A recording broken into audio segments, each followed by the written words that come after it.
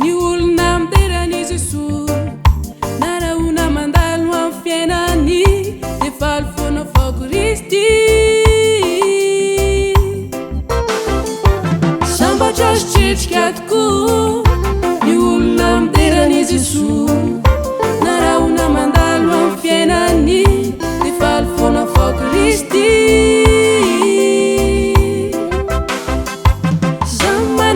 Fandriamanitra no mitsiny miay antsika marobe manatrika ny mino aneny tomponao fa izy no miay izao rehetra izao.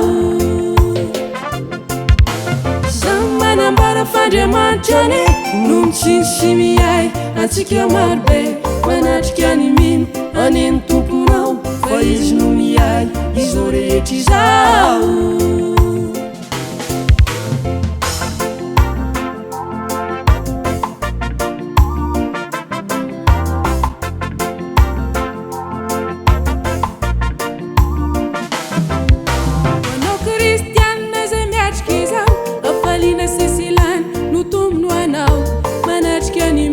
Ny tompo isan'ora na antrana kely na ira tanora.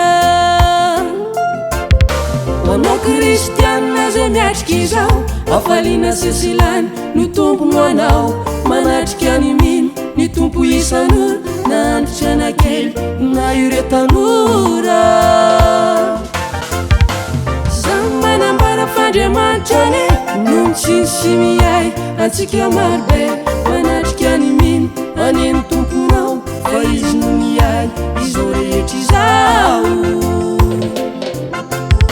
Zaho manambara fandriamanitra no mitsiny miay antsika marobe manatrika ny mino aneny tomponao fa izy no miay izao rehetra izao.